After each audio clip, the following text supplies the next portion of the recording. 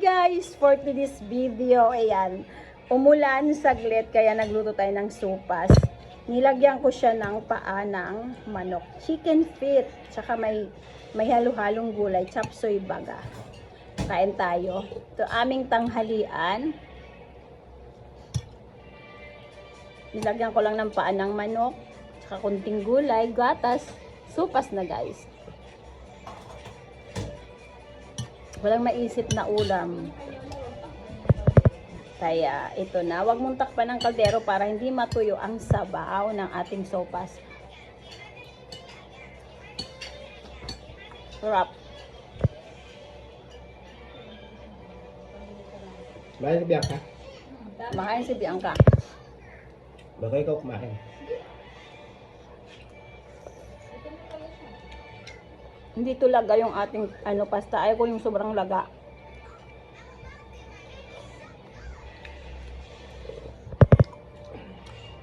Sakto lang. Mainit. Anong ulam nyo guys? Itlog. Kanyang maga itlog. Tapos ngayon, hanggang gabi na itong ating sopas, di na tayo magluluto ng pagkain.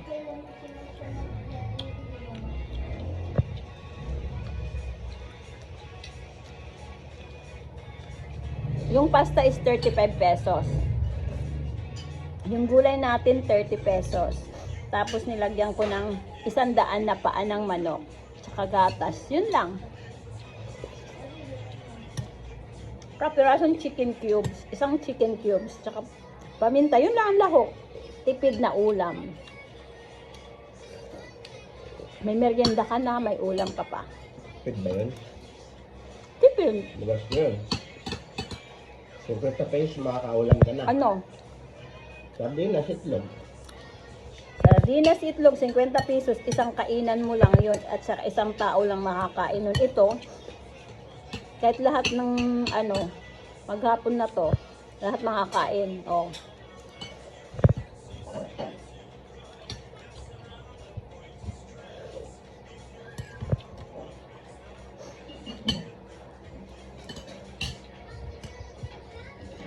Parang inaanayin man itong na to. Parang manok. Hindi yan inanay na laga. Inanay daw yung paa ng manok. Paano anayin pa ng manok? Kinukumukulo. Siyempre nalalaga yon.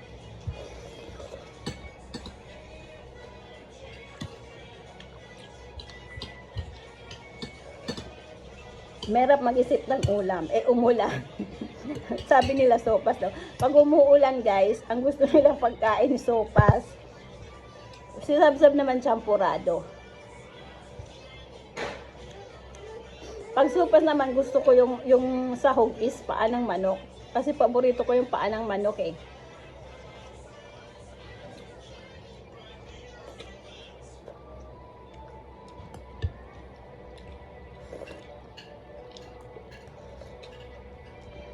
Ang sarap ng sopas pag mainit. Pag malamig din, hindi ko kayang kainin. Anong oras kayo alis ate? Tirahan mo ako 350 ha. Tirahan mo ako 350. Magpiyay ka na dun, Lan. Sumama ka na lang sa amin. Hindi ako sasama.